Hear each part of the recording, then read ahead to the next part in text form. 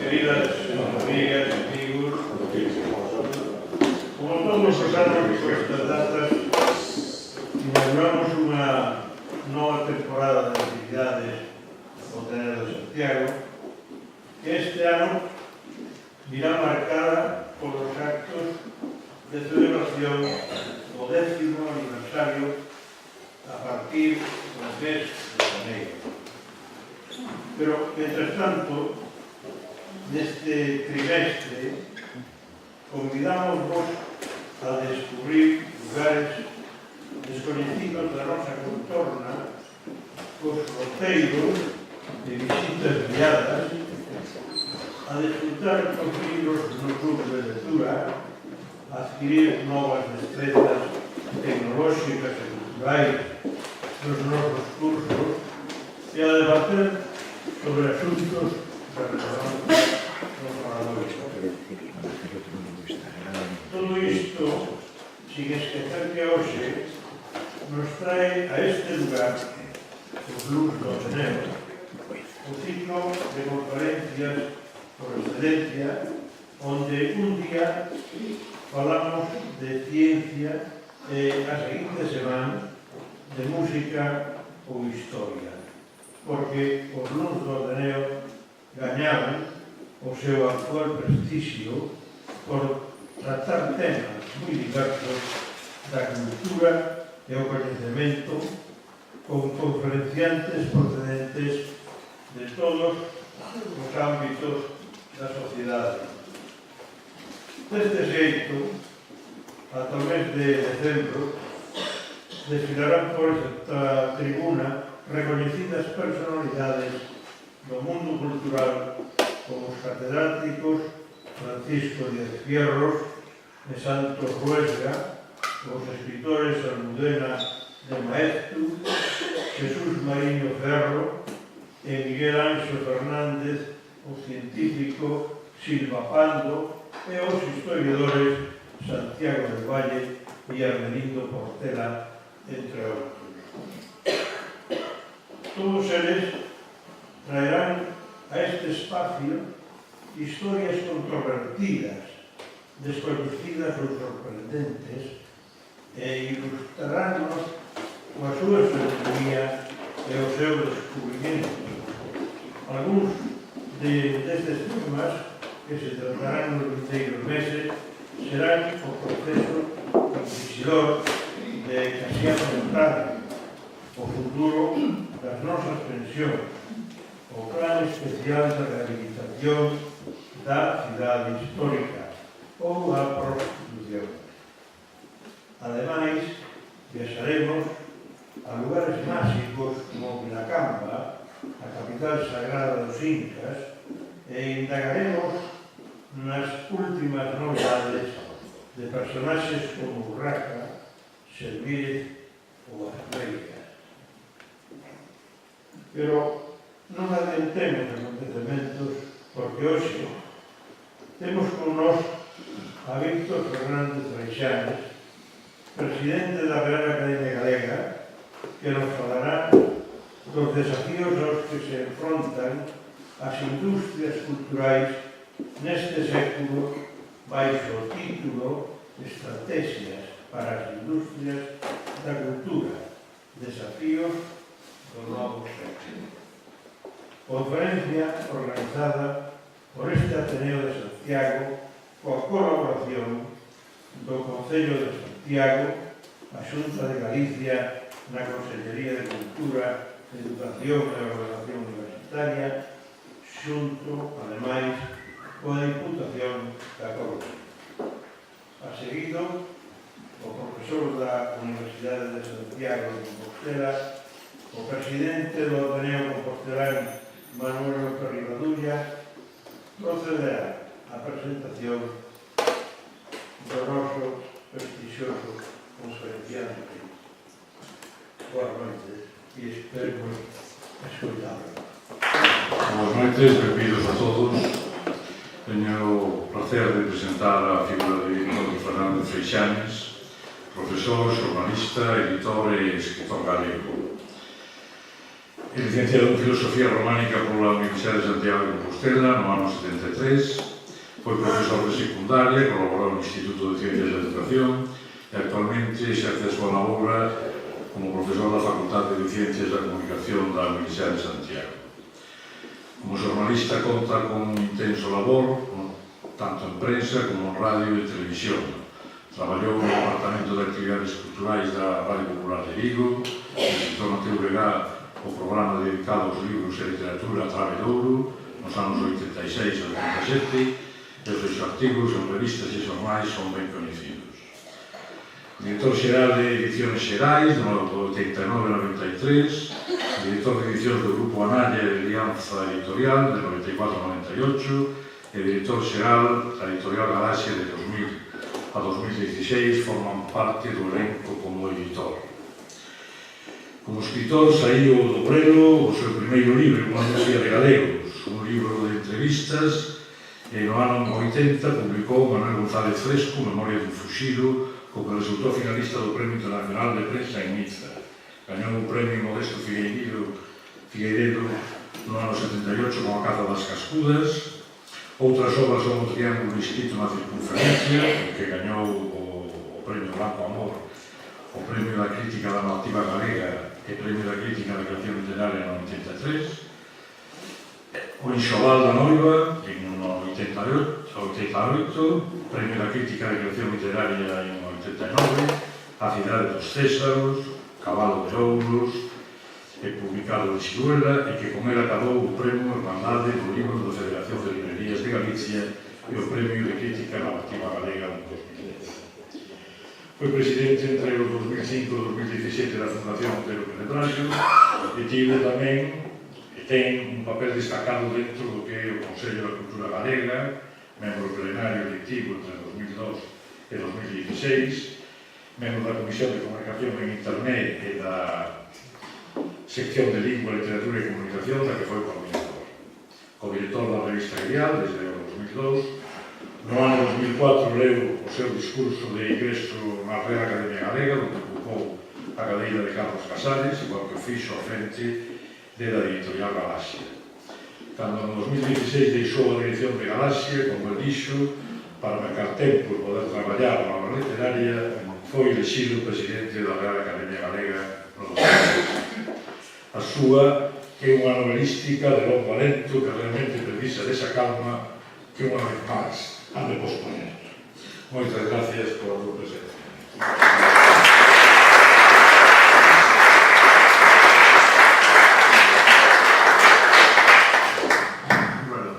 Moitas grazas a todos e a todas pola asistencia, grazas a Manuel por esa enumeración de títulos nobiliarios que non sei moi ben se responden ás expectativas. E grazas sobre todo aos compañeros e compañeras do Ateneo por convidarme outra vez, a segunda vez que estou sentado aquí en condición de conferenciante, outra vez que estou participando en outro tipo de actos, e eu sempre digo que esta iniciativa que sei que cumple 10 anos, non o día do seu presidente, pero a que eu me incorporei, e nos incorporamos tamén ao seu día cando vimos que a actividade e o entusiasmo e a asistencia de xente que ten de participar no que é a reflexión colectiva, porque, en definitiva, as cousas fanse porque se discuten e porque se reflexiona sobre elas. Todos os compañeiros do Ateneo propóñenme, e é unha honra estar aquí, inaugurando este ciclo de conferencias deste curso, propóñenme unha reflexión desde a miña condición de profesor, investigador e doutor nas ciencias da comunicación, pero tamén desde a condición de presidente da Real Academia Galega, debo supoñelo, por lo tanto, ten un nesgo irremediable esta intervención que vai referenciada sobre a significación destas dúas dimensións de que lles falan. O título da conferencia titúlase Estrategias para as industrias da cultura, desafíos do novo século. E debemos clarificar primeiro que entendemos por industrias da cultura, mesmo o que se denominan tamén industrias creativas dentro do marco da economía creativa na sociedade da globalización. Eu teño aquí a placer, a honra de entregar a biblioteca do Ateneo este libro que desenvolvimos varios autores, moitos deles, varios deles están presentes nesta sala, que é un esforzo de comunicación e de investigación grande dende, o ano 2008 fundamentalmente, que compartimos a Alberto Meixide, que anda por ali, en Manseu, o fiscal da cultura, unha chega ás industrias culturais de Galicia. Moitas cousas que agora xa hai pouco que o Consello da Cultura Galega, por exemplo, publicou a Galicia a Comunicación no ano 2015, que continúa en gran medida algunhas destas cousas, pero aquí o que se intentou foi facer un percorrido histórico entre o que son as industrias da cultura, dende, en algúns casos, dende as orixes, dende o que podemos denominar ou chamar industria da cultura, logo veremos se é para tanto esta denominación, e o ano 2008, que é cando remata realmente o libro, o estudo de campo, a recolleta de material de campo do libro, pero tamén onde empeza un novo tempo, que é o tempo da crise económica. Porque este libro, podríamos decir que este é o relato dunha ascensión, e de súpeto rematamos casi a vida dun precipicio. Entón, a segunda parte da que sempre falamos na Facultade de Santiago, é dicir, por que non escribimos agora, habería que escribir agora, promover agora un segundo libro, que estamos todavía en nada, que decir, que se titularía Entre nós, e agora que? Pois ben, segundo aspecto, a significación, ou que significación teñen estas actividades non só no marco da economía, senón moi fundamentalmente na construcción, modernización e continuidade da nosa identidade cultural no século no que xa estamos, este século XXI. E terceiro, consecuencia do anterior, que significación ou importancia teñen as industrias, estas industrias na realidade social da lingua galega. Tal é a demanda que entendo que os responsables do Ateneo fan a que lles fala na miña condición, repito, de profesor e investigador da comunicación e na miña condición de presidente da RAI. A palabra estrategias no título plantea, ademais, a posibilidade dun diagnóstico e tamén a posibilidade de formular propostas de actuación que, aínda que sexa dun xeito moi xenérico, intentarei ao menos apuntar. Quixera empezar a miña intervención cunha anécdota que en realidade é a descripción dunha realidade que de seguro terán experimentado moitos dos presentes. O pasado martes, día 26, a miña muller e máis eu fomos cuns amigos á festa a romería de Santa Miña de Brión, que está a poucos kilómetros desta cidade de Santiago de Compostela. Unha romería clásica. Había 16 ou 17 anos que non ia eu a Santa Miña. Era xa noite. 6 carpas de pulpo cheas de xente a rodar. Pulpo e churrasco. A clientela a facer cola. Non sei canta xente cabería nas casetas, pero moita. Diante de nós, na Carballeira, dúas orquestras enormes cuns tinglados de espectáculo certamente impresionantes. As orquestras alternábanse por quendas para a actuación. O público que escoitaba era máis ben de mediana idade, pero víase atento á evolución dos cantantes, os músicos, os danzantes e os efectos luminotécnicos dos escenarios. Un pouco máis arriba, sentados nas bancadas de pedra de acceso á Carballeira, varias reileiras de rapaces, moitos deles adolescentes, alleos a calquera outra actividade, víanse ocupados en treballar nos seus móviles moi posiblemente de última xeración, enviando ou recibindo mensaxes nas redes sociais ou consumindo e compartindo produtos audiovisuais, preferentemente musicais, nas pantallas portátiles. Nas carpas de pulpo casi non se sentía falar outra cousa máis que o galego. Os camareiros, as camareiras, o patrón que chamaba pola xente e os clientes. Na Carballeira de Bargantes, as duas orquestras utilizaban exclusivamente o castelán, tanto no repertorio dos temas que tocaban como na presentación dos mesmos e o diálogo que os cantantes establecían co público. Nas bancadas dos rapaces non se falaba. Ou polo menos non se vía que falasen entre sí, atacegados no trebeiro dos móviles. Os cartéis do Concello coa convocatoria das festas e o anuncio das orquestras e as casetas de polvo, todo en galego. Ocórroseme que nesta estampa que acabo de pintar está o retrato da situación do país. Se cadra un dos varios retratos posibles, pero pareceme significativo. Varias xeracións compartindo espazo de lecer, digamos que 3 xeracións, avós, pais e netos, outros e distintas e moi distantes realidades culturais, o mundo semirural ou periurbano da cabalo entre os modelos da cidade e as formas da sociedade tradicional, hábitos de consumo ben diferentes, usos lingüísticos claramente marcados, a Santa Miña lá en riba metida na súa capela e o Concello practicando o políticamente correcto e o recomendado, a publicidade institucional en galego. Mas a derivada, quero dicir, a tendencia que debuxa a estampa que veño de describir é o preocupante. Preocupante para os que nos preocupamos por a existencia, o presente e o futuro da nosa lingua, mesmo da modernidade da nosa cultura, que debo entender que é o que se demanda da miña presenza nesta sala. Cando empecé a preparar esta intervención, pensei inicialmente en organizar unha batería de datos e proxeccións sobre o que denominamos industrias culturais. O libro, a prensa, a radio, o cine, a televisión, o audiovisual, a publicidade, a música, o consumo nas redes, por non falar tamén das artes escénicas, as artes plásticas, o patrimonio, o deseño artístico e industrial, o turismo, iso que dunhas décadas para cá denominamos, a idea foi dos australianos e dos británicos, industrias creativas, e que son aquelas formas de produción económica e industrial nas que a cultura, a creación artística e, por tanto, tamén a lingua, chegan un plus de transformación que enriquecen as formas tradicionais e as potencian nun novo marco, que é a economía da mundialización ou globalización, a estrategia das redes sociais e as plataformas digitais, as políticas de comunicación, etc. A lingua, a cultura, como valor añadido. Pois un exemplo que repito sempre, que seguramente algún dos meus amigos aquí presentes e amigas seguro que me solitaron. Un botella de viño branco con botella de viño branco.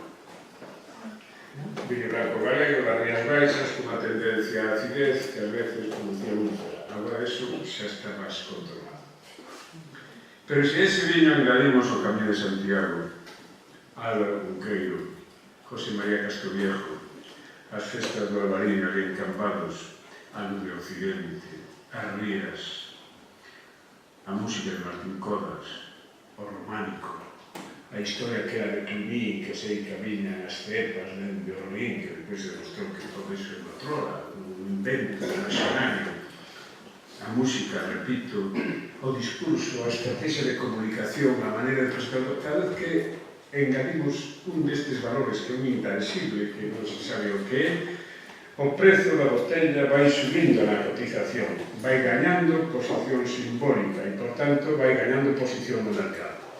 Iso é o que os británicos, os australianos, os americanos denominan industria creativa, é dicir, o simbólico enriquecendo a tradición dun modelo económico. Podemos aplicar a moitísimos aspectos da realidade e é un dos elementos máis considerados dentro do Produto Interior Bruto das sociedades desenvolvidas. Estamos falando dos Estados Unidos, estamos falando do occidente europeo, etc.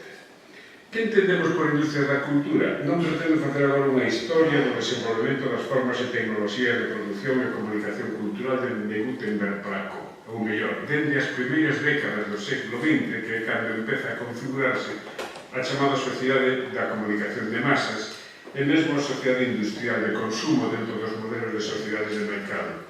Os medios impresos, libro e prensa, a revolución audiovisual que anuncia o cine, que desenvolve sobre todo a radio e a televisión na primeira metade do século XX, a primeira mundialización do transporte que inician os satélites, o gigantesco chimpo cualitativo que representou a tecnoloxía digital e a cultura nas redes, primeiro internet, logo a aparición da web en 1991, agora a variadísima e crecente oferta das redes sociais, todo iso configurou, está a configurar un modelo de sociedade, hábitos de comportamento, sistemas de relación, valores, consumos, etc., que nada ten que ver co mundo dos nosos avós. Mundo dos nosos avós que, en embargantes, temos moito máis próximo do que imaginamos. Os de Manceiro no galeguismo, nos primeiros anos do século XX, penso agora no discurso de São Vicente Miquel e de Manuel de la Fala, por caso, apostaban defensivamente pola escola.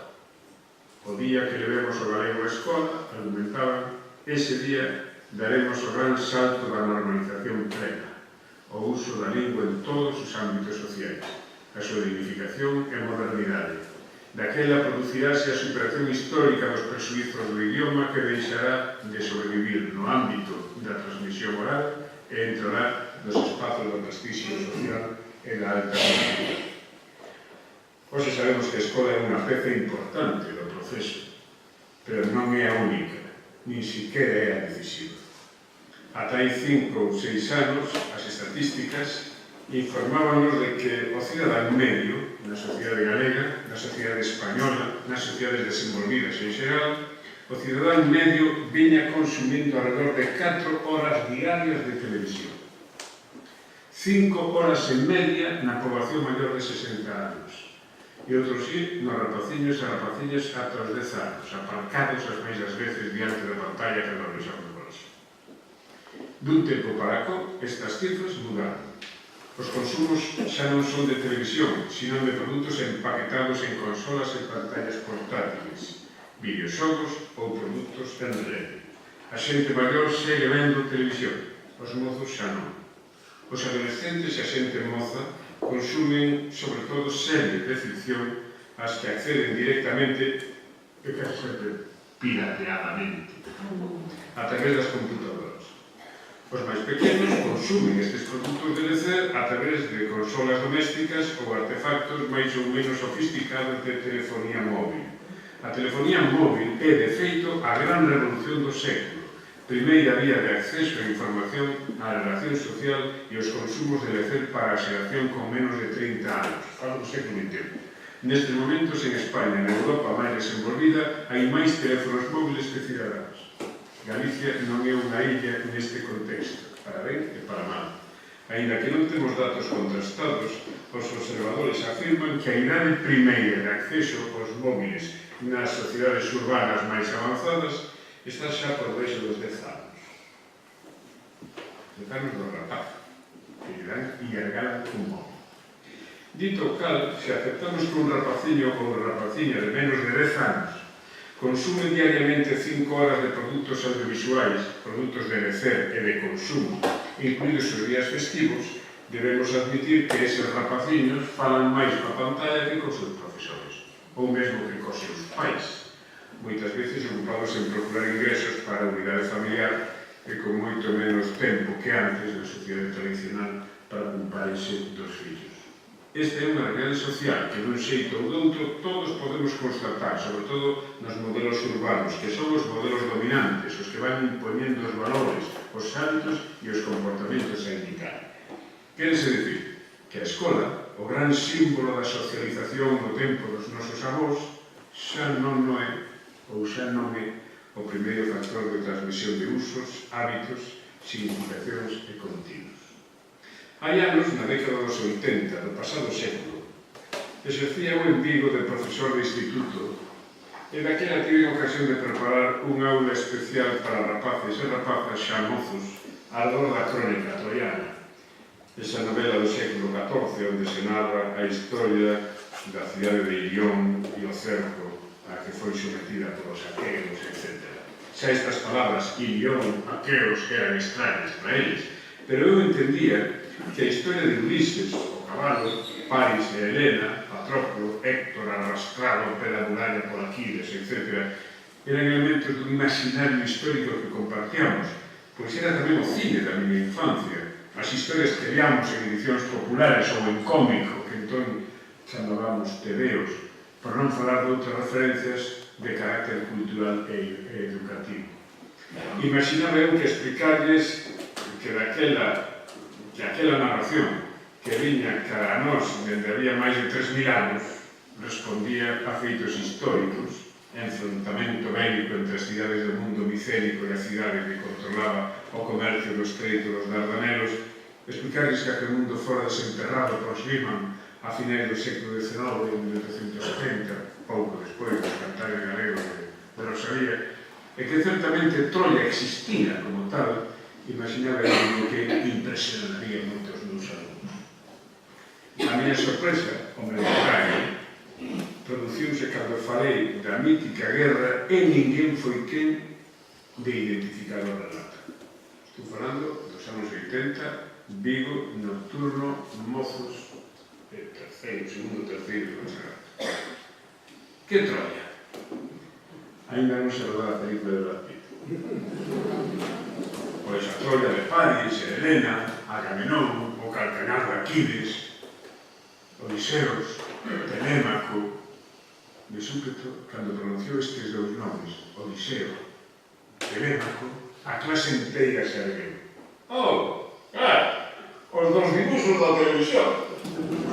Non sei se lembran a serie aquela de televisión que se movían por as galaxias con uns platillos volantes detrás buscando os dibuxos animados da televisión. Ainda non se producía a película de Wolfgang Petersen, repito, onde Aquiles é Brad Pitt, que é do ano 2004. Oxe dirían, Aquiles, Brad Pitt.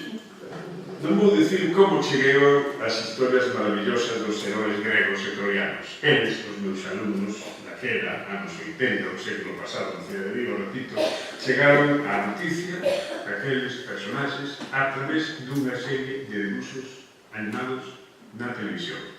Ningún a través do libro.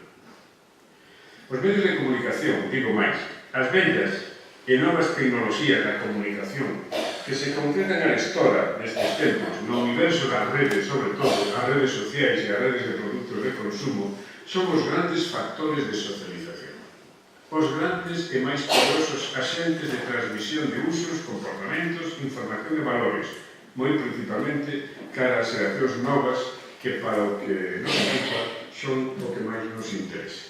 Unha cultura construíse sobre a memoria crítica do pasado, pero sobre todo unha cultura é un proxecto de futuro. Sen proxecto de futuro non podemos decir que exista cultura como realidade viva. Proxecto de futuro compartido, que se transmite ademais dunha xeración a outra. Existen outros axentes de socialización, por suposto, o primeiro de todos é a familia, tamén a escola. E a administración, ou as administracións, o factor político, principalmente, que ten capacidade para influir no conxunto e orientar as estrategias dese futuro. Pero o elemento operativo máis poderoso, máis influente, é a comunicación. As formas diversas, cada vez máis eficaces e máis sofisticadas da comunicación, e na medida en que son a cociña dos contidos da comunicación, as industrias da cultura, nas variantes que xa comentamos, información e entretenimento, fundamentalmente,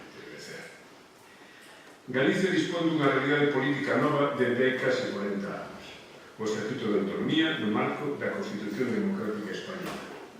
Esa nova realidade que nunca antes na historia próxima tivemos, seguramente a algúns les pode parecer escasa e insuficiente, mas ofrece posibilidades que, repito, en desamais tivemos e que outras comunidades próximas ben souberon aproveitar. Penso en Euskadi e en Cataluña, moi concretamente, tocando desenvolvemento, modalidade e uso dos idiomas éuscaro e catalán.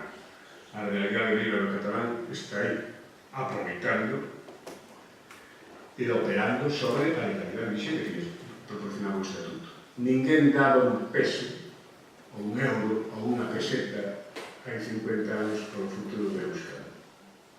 E hoxe é unha lingua que podemos dicir moi recuperada nas novas xeracións. Nos tivemos e temos tamén ese espazo de actuación, recursos que noutras épocas nin imaginábamos, pero dende logo non nos aproveitamos como eles. A creación da Compañía da Radio Televisión de Galicia, por poñer un caso, no de 1974-1975, significou un paso cualitativo importantísimo, iniciativa de enorme trascendencia na proxección social da identidade, a cultura e o idioma.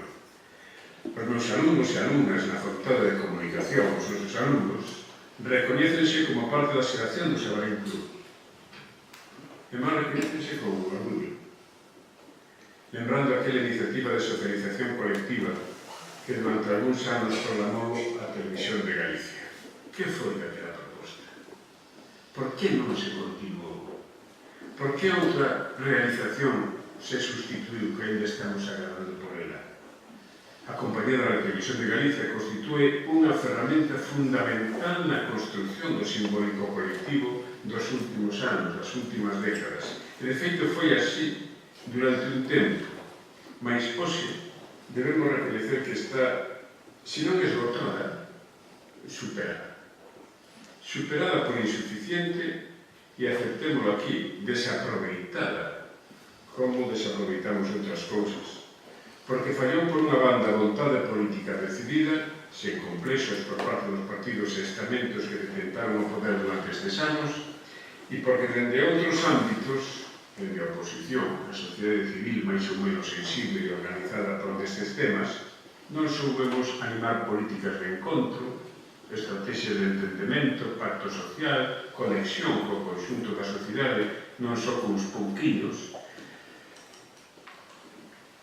fallas ou eivas de pragmatismo estratégico, chámenlo ustedes como queiran, que fixeron que a cultura galega e a lingua galega entrasen as máis das veces nos espazos da confrontación, incluída a confrontación electoral, no canto de ser o cemento da identidade colectiva do que falaban os clásicos, Ramón Cabanillas un deles.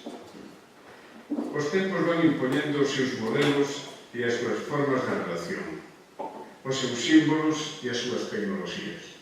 Nestes casos, eu cito sempre a Neil Postman, o sociólogo americano, que di que en cada período histórico, irremediablemente as culturas vense obrigadas a pactar ca tecnoloxía que les toca vivir.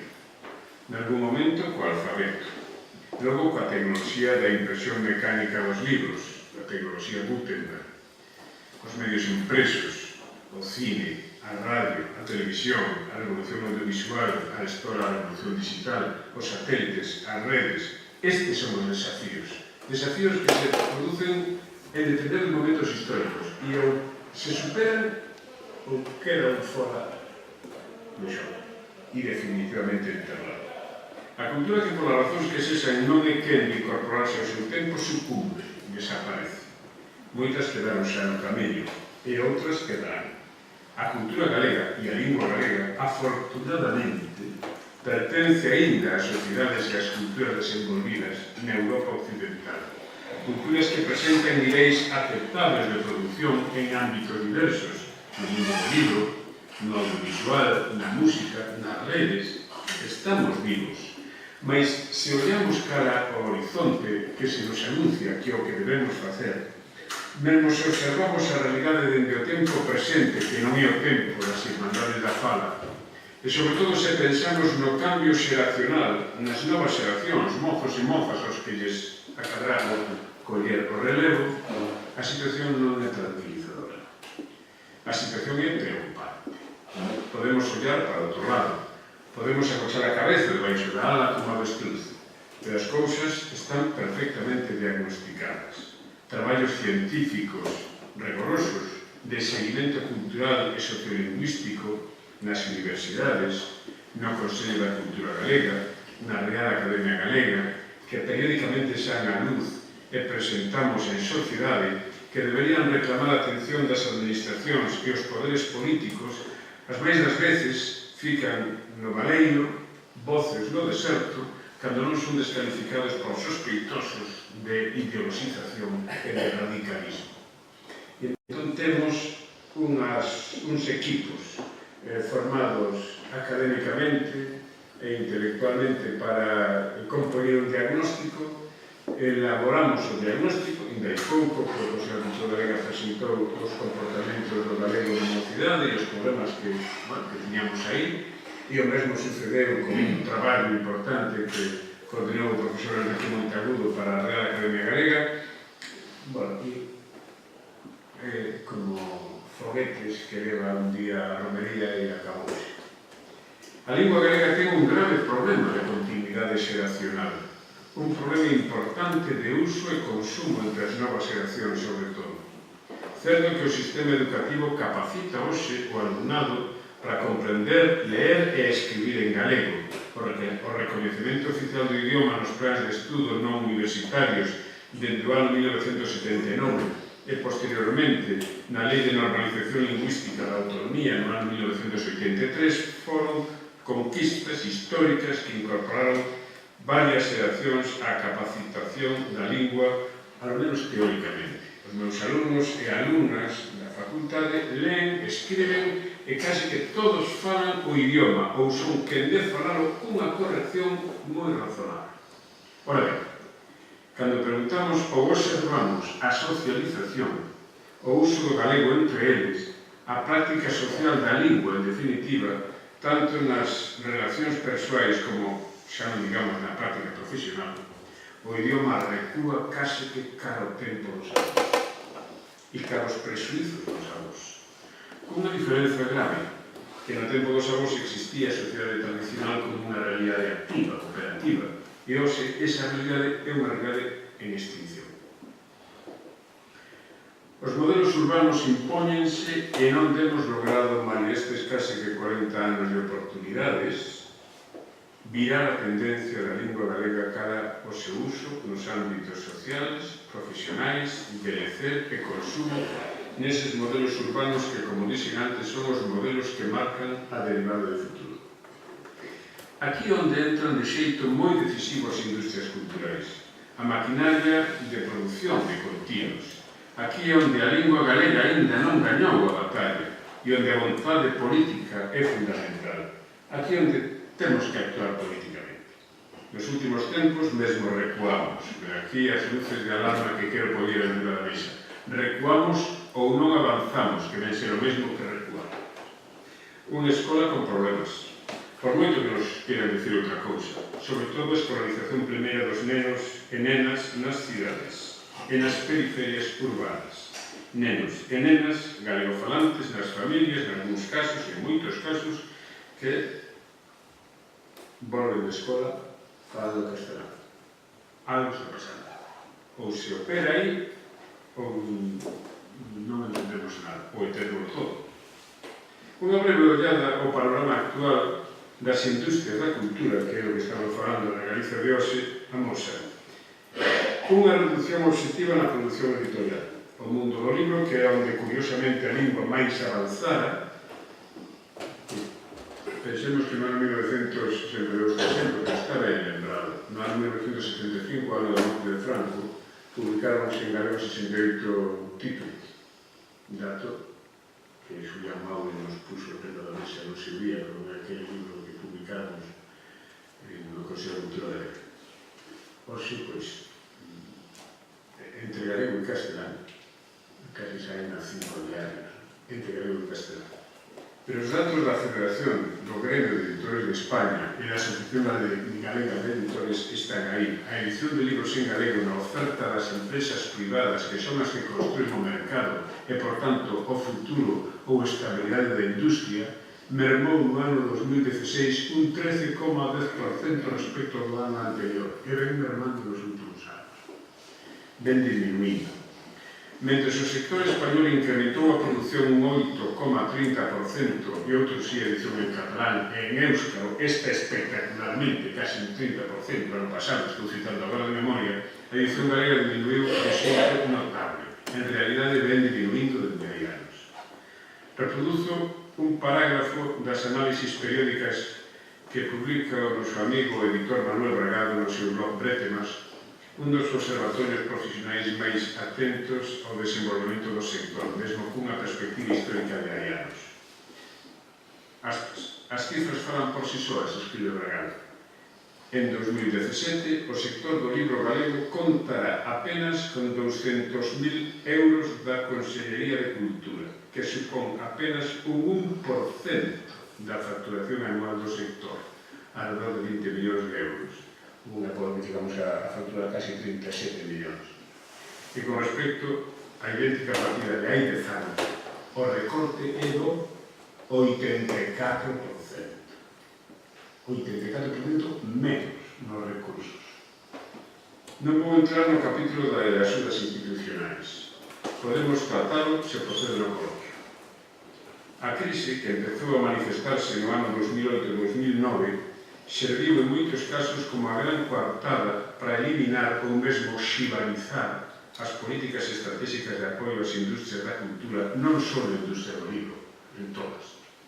A reducción de apoios económicos institucionais dos últimos 10 anos, reconhecida en algúns casos por os propios responsables da administración, reduciuse en máis dun 40%. A Lei do Libro e da Lectura, aprobada por unanimidade no Parlamento de Galicia, considera o libro como ben estratégico e no seu articulado obriga a compromisos que atinxen non só a produción, distribución e promoción, aspectos fundamentais en calquera relación comercial, senón a atención lectora, formación de lectores, que me parece unha das claves de todo o proceso, dotación e desenvolvemento de bibliotecas, o apoio a estrategias de risco para abrir novos mercados ou novas tecnoloxías, como o libro digital, que cada vez representa unha porcentaxe máis elevada na produción e que prácticamente está abandonado á iniciativa e recursos das empresas editoras. O outro día, unha amiga nos recordaba e nos preguntaba por que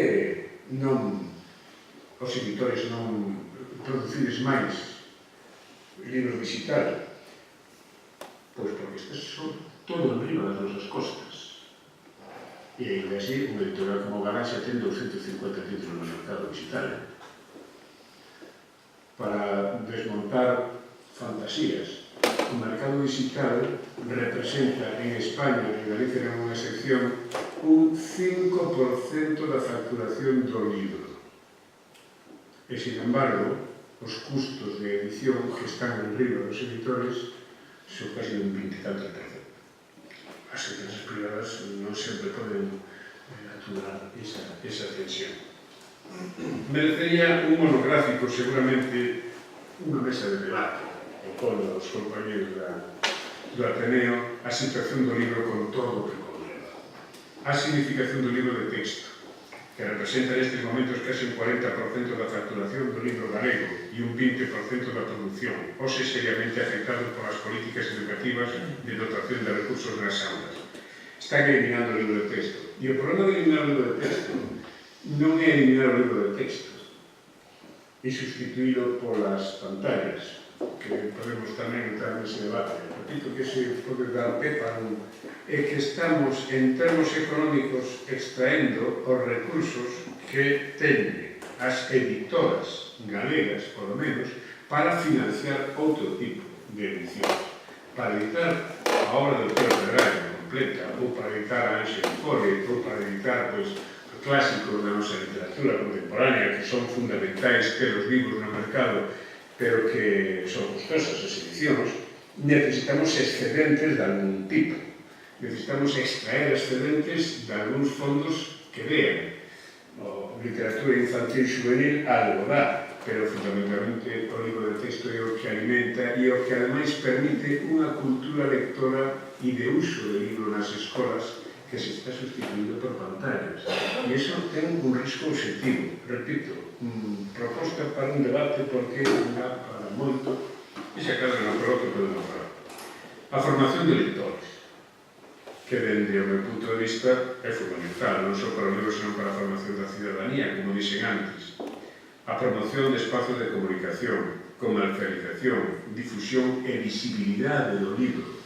O libro galego, a industria do libro galego, sigue sendo unha realidade invisible nos espazos de comunicación, medios, trinques das librerías, as excepcións que as hai, evidentemente, e incluso feiras do libro. De feito, hai 10 anos a porcentaxe de edición en galego das editoriais galegas case que acadaba o 80% da produción. Hoxe, por primeira vez, está por debaixo do 50%. Por primeira vez, as editoras que operan en Galicia ou teñen sede social en Galicia producen máis títulos en castelán que en galego, algo que nunca sucedeu de 40 anos para cá. Cuestión de mercado, de oferta e demanda que dan algúns, mas o mercado tamén se crea. O camiño faise andando, que dicía o poeta. A produción audiovisual viña cuantificando en Galicia alrededor de 30 ou 40 producións anuais. hoxe anda pola Dúcia. Exactamente 14 no ano 2016, segundo datos do Instituto de Cinematografía que nos fornece o Observatorio da Cultura Galega no informe que está a preparar en Piques de Seio. Desas 15 producións anuais, a metade de hai 2 ou 3 anos, 6 foron realizadas en lingua galega, o resto en castelán e unha en árabe, que falando do ano 2017.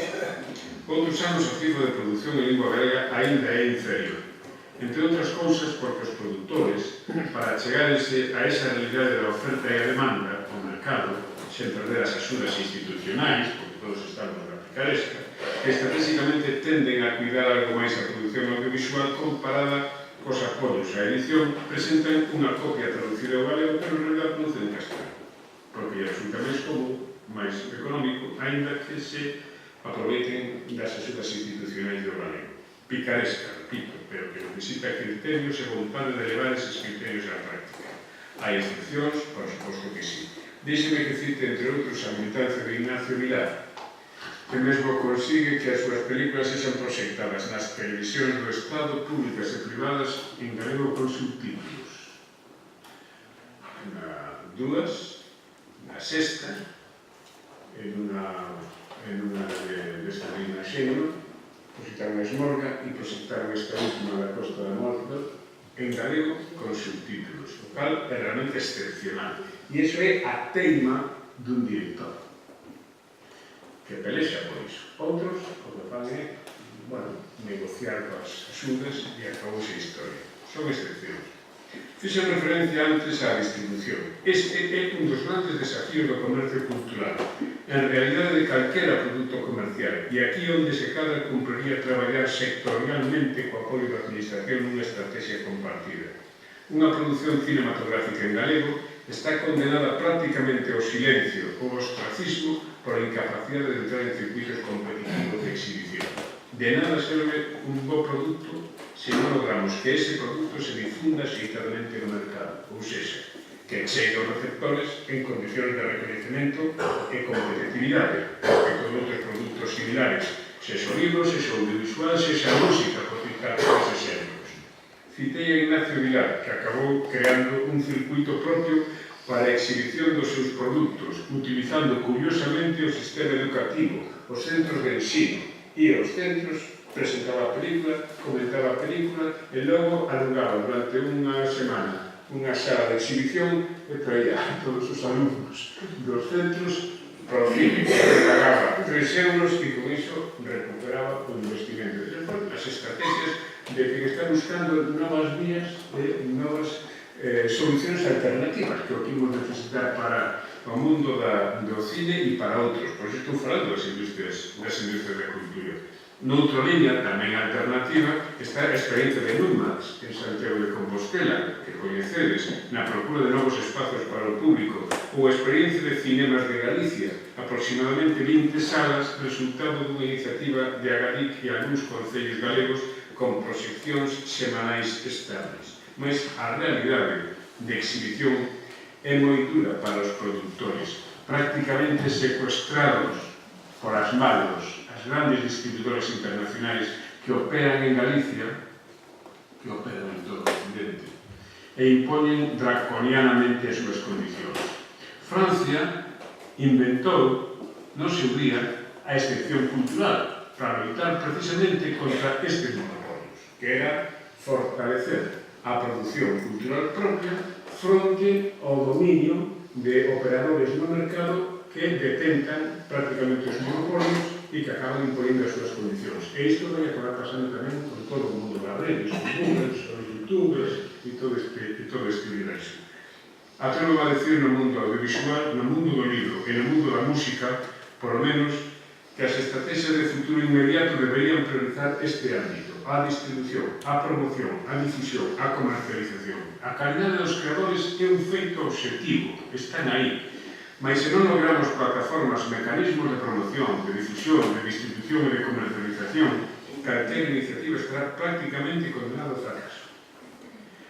O Consello da Cultura Galega presentou hai pouco un informe sobre a música en Galicia con datos fundamentalmente das GAE, da Sociedade de Editores. Tamén neste sector a produción de concertos disminuiu, tanto na música clásica como na música pop. A música pop, logo falaremos nada. No ano 2015 programaronse 1.150 concertos de música clásica en Galicia, fronte a 1.811 no ano 2006, nas portas da crise. As medias noticias non eran para ninguén, que tanto a Filarmónica como a Sinfónica teñen problemas serios. E creo que moitos dos presentes son conscientes disto. Alrededor de 253.600 espectadores asistiron a tales eventos este ano, 2016.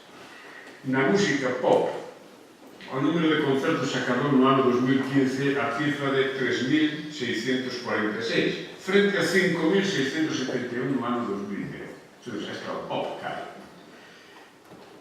Que pasa? Que SGAE contabiliza na música aquelas eventos que pasan por taquilla. No sector hai un dato que a SGAE non contempla, o universo das festas, albergas e romarías populares. Este é un produto galego bastante difícil de exportar, ou por lo menos de entender fora de Galicia. Claro, fora de Galicia, un país que ten máis do 50% de acredito, máis do 50% dos topónimos de España son de Galicia, e casi todos responden a aldeas que fan a festa rachada 4 ou 5 días ao ano, con que multipliques con o número de orquestas, de bandas de gaiteiros e de máis aficións, claro, sostemos un mercado neste caso. Estes eventos non pasan por taquilla, financianse ben a través de concellos, ben a través da asociación de veciños que achegan os seus diñeiros para pagar as festas nun país onde dende maio a outubro hai máis de 3.000 festas. Unha gran normalidade popular. Hasta aí pouco non pasaban por Facenda, agora a Facenda anda en riba deles que os machacan. Ustedes que venían pola porta dicindo, don Víctor, vimos por San Ramón, pero diga que este ano queremos traer a Panorama. Un ano que pagaron non se chama Panorama, non lles cabía a Panorama na Carballeira. Tiveron que deixar a mitad dos artefactos e dos camións todo fora porque non lles entrou a Panorama na Carballeira. Ou tocaba a Panorama ou talábamos a Carballeira e ademais non había sitio nin para bailar. Unha parte importante da industria da música popular está aquí, e iso non o contabiliza SGAE. O noso compañeiro Fandiño, que fixe un estudio na facultade deste tema, antes do euro, chegou a calcular en 4.000 millóns de pesetas en negro que circulaba nas festas rachadas das verbenas e das orquestas populares na Galicia inmediatamente anterior ao euro. Pero para competir nos mercados exteriores, porque, bueno, non somos unha isla, nos conformamos e queremos ser unha especie de reserva india, todos metidos no corrunchillo, como os xirus ou os navarros, aquí dentro, e que nos vean aula de fogo. Ou yogures subvencionados. Pois, pero se queremos realmente unha cultura moderna que sae ao exterior, que dialoga cas culturas do mundo, é dicir, unha cultura instalada na contemporaneidade do século XXI, debemos sair ao exterior. E mesmo para competir nos circuitos aos que accede a mocidade. Cuestión, a mocidade a que facíamos referencia antes e que necesitamos unha estructura de promoción, de visibilización, de distribución de produtos, comercialización en termos competitivos, xa digo, con outras propostas que chegan a nos a través dos mecanismos e das tecnoloxías da globalización. Non me vou parar nos medios de comunicación de masas, que tamén son industrias culturais, e que chamamos de carácter continuo, os outros tres son discontinuos, libro, música e cine.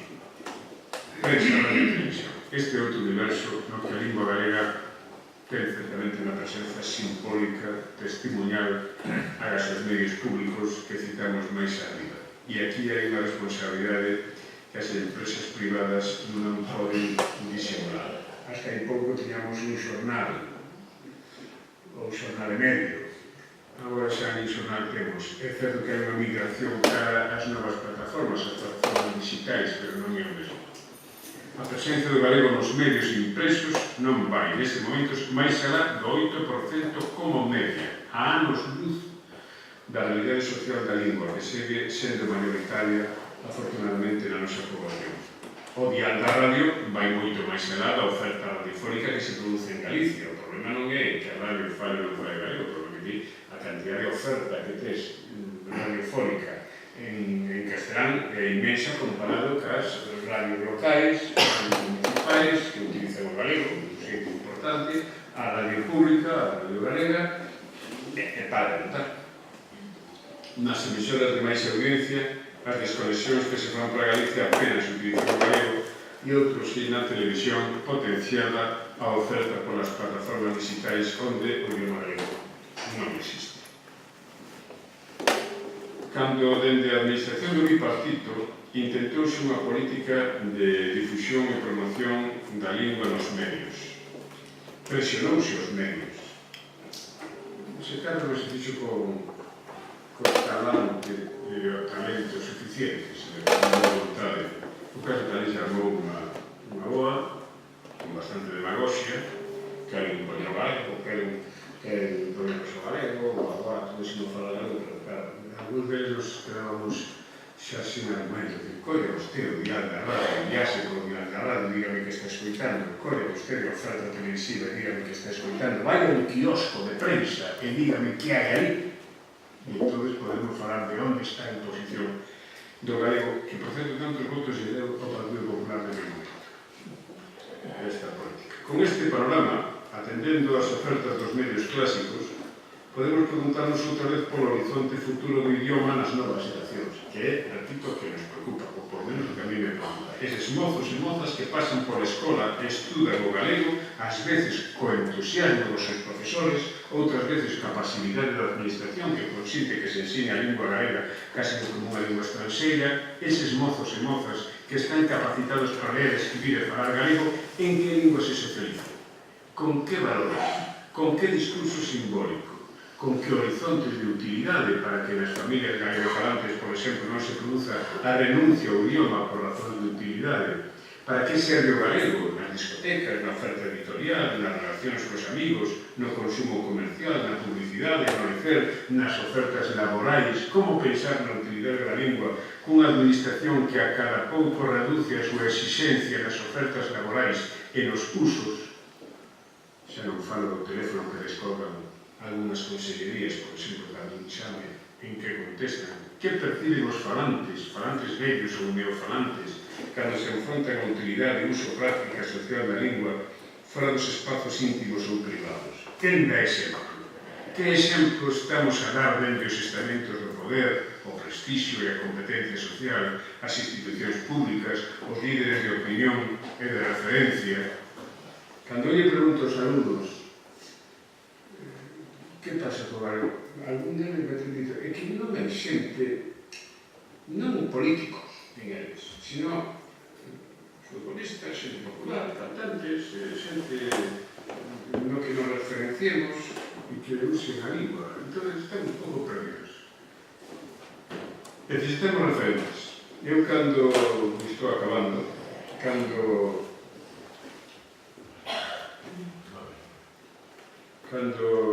hai anos, cando facía televisión, pois a miña muller me enxeu, que fixemos un programa de Miguel Seixas, os tres, fixemos un programa, unha serie de sketches que nos encargaran ali, porque, claro, como ali andábamos a vara todo o rato, pois había dixo, home, por que non facedes unha serie de sketches que falen da utilidade do galego? Temos unha serie que se chamou, se cada un de vos recordades, O Galego é útil. O Galego é útil que intentaba, al final sempre acababa con a mesma frase, que algún non convencía moito, pero intentaba explicar o Galego é útil porque é noso. E iso que quer decir? Noso quer decir que é a nosa marca de identidade. Outro día presentouse tamén o presidente do Consello, falaba disto das marcas de como a lingua pode ser unha marca de identidade para defender os produtos no mercado internacional, onde a apisonadora da uniformización deixanos a todos co mesmo traxe, ca mesma cara, co mesmo pensamento único, para que consumamos os produtos masivos que producen outros fora. Pero a única posibilidade que temos de xogar o partido é defender a nosa identidade. Defender a nosa identidade e sacar de partido a dimensión non local da nosa identidade. No meu discurso de ingreso na academia, perdón por autocitarme, falei deste tema. Un rapaz ou unha rapaza do século XXI, agora, afortunadamente respecto dos seus pais ou dos seus avós, ten unha formación universitaria, ten un acceso á cultura impensable en xeracións anteriores, ten uns complexos superados respecto da súa lingua, outra cosa non é o que escoita na casa e os hábitos adquiridos que se repiten, iso é outra historia. Pero ten unha posición, e además iso está demostrado nos estudios aos que me refería eu antes, ten unha posición respecto da súa lingua enormemente positiva. Todos os nosos alumnos tienen unha posición enormemente positiva para o idioma. Por lo menos cando preguntan, entón, que pasa? E el vemos que nos contactamos, non sabe que pasa. Ese rapaz ou esa rapaza ten unha lingua irmán, que é o castelán, que está aí, e que é unha utilidade enorme. Ten outra lingua que con moi pouco esforzo deberíamos entender como irmán na práctica, de que na teoría sexa máis ainda que o portugués, que nos coloca con outros 300 millóns, 400 millóns, 300 millóns. Temos unha lingua de identidade que é a que lle dá marca o que facemos, claro, temos que ter un bo produto, temos que ter un bo viño que non produza úlceras, temos que ter un bo peixe, temos que ter unha boa arquitectura, unhas boas artes plásticas, unha boa novela, un bo cine, unha boa música creativa, que olvidades os músicos que andan por o mundo mediante, que andan por o mundo mediante. A Cristina Pato ten as súas páxinas web en inglés e en galego, dejándola. E ela non é tonta, e dice, non, é que é a miña marca de identidade, porque se non son unha máis. E desta maneira, eu son algo distinto. E vendo o algo distinto a partir da calidade de vera, porque evidentemente hai que terla. Se non tes calidade, pois entonces tampouco compite con calidade. Pero se tes calidade, e todos eses valores sobre o viño branco, que me refería eu antes, con vez de un viño branco nun viño cotizado, como un imaginario, mesmo como un imaginario mítico literario, un imaginario xeográfico de localización, de súbito vante recoñecendo no mundo. Cando éramos editores íamos a Frankfurt a intentar falar do libro galego e intentar que algún editor de fora se interesase por os libros galegos e producir algún libro galego, algunha lingua europea. Os editores sempre nos decían, pero por onde sois? Somos galegos. E decían, galegos, da Galicia polaca. Hasta que alguén xa faz, decía, Saint-Jacques. E de súbito alumeados os escenarios. Dice, Saint-Jacques, Santiago de Compostela, isto era outra cousa. É dicir, encendíase a luz do valor engadido, a luz dos símbolos, porque, en definitiva, isto de Santiago é a empresa máis moderna que temos, é un imaginario, é un intangible, non se sabe o que é, e que leva máis de 1000 e pico de anos producindo carros, e cada vez produce máis dinheiro, estamos convertindo a ciudad en un parque temático, outro tema para debate. Bueno, pois, onde vou con todo isto? Que este discurso simbólico é o que lle dá valor e identidade. Se a eso lle ponemos o inglés como un modelo de estrada para movernos e a linguaxe das novas tecnoloxías, que además o rapaz non é a unha velocidade asombrosa, recoñezan vostedes que estamos nunha situación xeoestratégica fantástica, que xa quixera estar moitas culturas en todo o mundo. Claro, isto hai que explicar a sociedade. E isto hai que explicar con unha vontade política e que cando a sociedade escoite isto, quen lle comunique, se vexa que está dicindo, que está creendo o que vi, iso decir, dicindo verdade, que non son os días, pero por lo menos que está creendo o que vi. Se a sociedade que percibe que todo isto é unha impostura, é unha representación teatral, é unha liturgia, pois, ao final, o que se produce é, bueno, pois, aí vos quedades que vos os orientes. Que a lingua acaba sendo unha liturgia ou un xorete. En que espacios se move a mocidade? No lecer, e sobre os que habería que actuar. No lecer, no ensino, no deporte, nas relacións persoais, nos espacios onde están os profesionais, nas formas e ofertas de consumo de todo tipo, no comercio, un espazo novo que compre considerar antes de poñer punto final desta intervención son as redes. As redes e as novas formas de produción cultural que a través de internet e as distintas plataformas digitais se veñen distribuindo, videoxogos, transmedia, vídeos para a web, aplicacións de relación social, para móviles e tamén para pantallas, etc., pois son un espacio que medra e no que a mocidade ten un protagonismo objetivo. É curioso que, comparativamente, hai moitísima máis presencia e oferta en lingua galega na rede que nos medios tradicionais impresos, que na radio e que na televisión. Pois é un espacio que medra e no que a mocidade ten un protagonismo objetivo. A distribución de rede en Galicia, o acceso aos servicios online, é relativamente homologable a outras sociedades próximas. Outro día falábamos desto domingo do campo, mas cunha característica que nos diferencia. O espallamento e distribución da nosa poboación. Introducir na miña aldea onde eu vivo, que vivo a 11 km de Santiago, a fibra óptica é imposible. Na miña problema. Eu sobrevivo con un fio de cobre e unha DSL que me vende unha xea de megas e que entra en casa. Pero, ao final, o único que me sucede é que o Celta, cando saca un córner, pois, cando volve a imaxe, xa está volando na portería. Pero como na portería sempre do Celta, pois tampouco non me televisión. Fora. Este é un problema que habería que abordar e que a nova tecnoloxía vai resolver.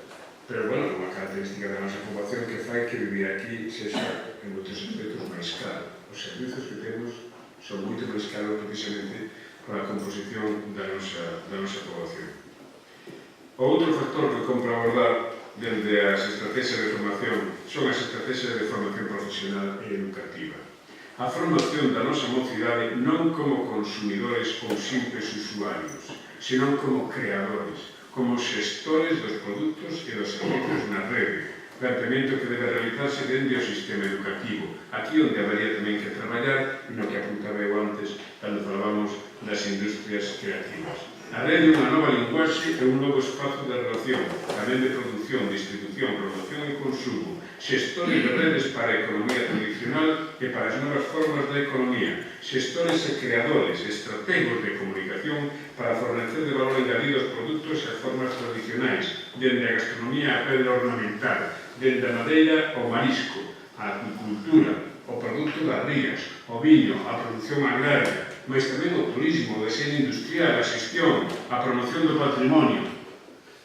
Na Facultade de Ciencias da Comunicación, onde eu tive a fortuna de desenvolver a miña vida, unha parte da miña vida profesional de investigación estes anos, e está aquí o meu decano que me vai confirmar porque está tamén nos equipos, participamos na creación de propostas de incorporación de estrategias de comunicación apoiándonos nas novas tecnologías na rede para o mundo da madeira, para o mundo da pedra ornamental, para as novas tecnologías e para o mundo do mexillón, que, por certo, o mexillón acabaron agarrados entre eles.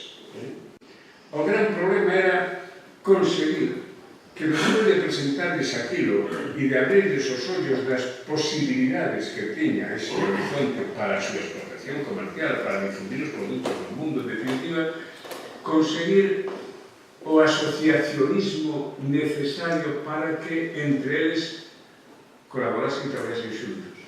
E iso é un labor pedagógico profundo, claro, que non nos demoraba, que tampouco nos daba para tanto, pero que era fundamental, porque era entender que aqueles mozos, e recordo 3 profesores, un deles agora está nunha universidade estranxeira, que montamos unha revista, unha plataforma de información económica, que a nova Zona Franca de Vigo, pois que movíamos prácticamente dende a facultade con unha capacidade de penetración enorme que os propios, despois, dous dos nosos bolseiros contrataron na zona franca e desenvolvernos. Claro, hai un momento onde nos decíamos, nos montamos o proxecto, presentámonos o proxecto, decimos como funciona, pero logo a explotación, a realización, a madurez, a maioría da idade, tedes que facer dentro dos sectores profesionais, non pode facer a universidade, non se pode poder explotar o sector da madeira, porque o sector da madeira ten que explotar os madeireiros. Bueno, pois este tipo de actividades merecerían de feito apoios estratégicos e institucionais para poder levar adiante, porque eu creo que por aí por onde hai que avanzar. E estamos falando de industrias da comunicación, ou seja, de industrias culturais. Compre empezar a traballar, pois, en serio na formación de profesionais, nas estrategias de comunicación para fornecer valor engadido a nosa economía e os nosos produtos, na liña do que comentaba o primeiro desta intervención. As formas de economía creativa que deben instalar os produtos e o discurso tradicional na realidade dos novos tempos. Galicia con identidade de seu, a partir do valor engadido que lle saibamos dar ao noso, dende o Camiño de Santiago, o turismo nas rías, a gastronomía, os medios naturais, o patrimonio, a historia, as tradicións, a arte, os museos, as letras, a experiencia puntual que naceu ca idea de dotar de identidade propios espazos de uso na rede merece ser desenvolvida e apoiada privada e institucionalmente.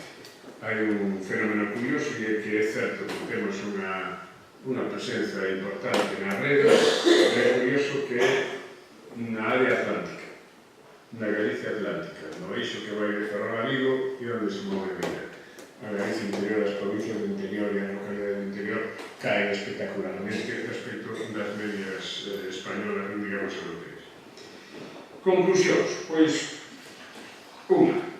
un plan de choque para o desenvolvemento das industrias culturais e das industrias creativas ao servicio do desenvolvemento económico do país.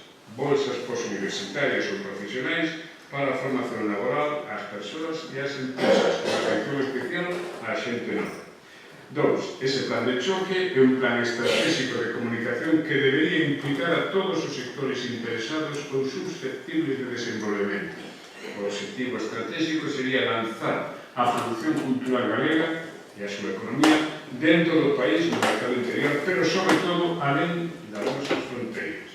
3. O plurilingüismo é fundamental, pero sin identidade de noso, sen unha lingua de referencia que é a lingua de identidade, o produto non funciona, non existimos. E esa lingua necesariamente a ser o galego.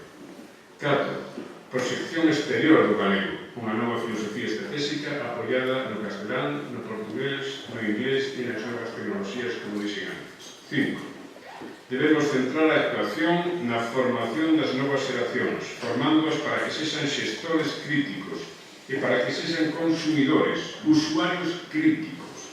As universidades e os centros de formación profesional deberían desenvolver másters axeitados con estes obxectivos e na escola, no ensino secundario, bachillerato sobre todo, debería atenderse especialmente a este espírito crítico do uso das novas tecnologías.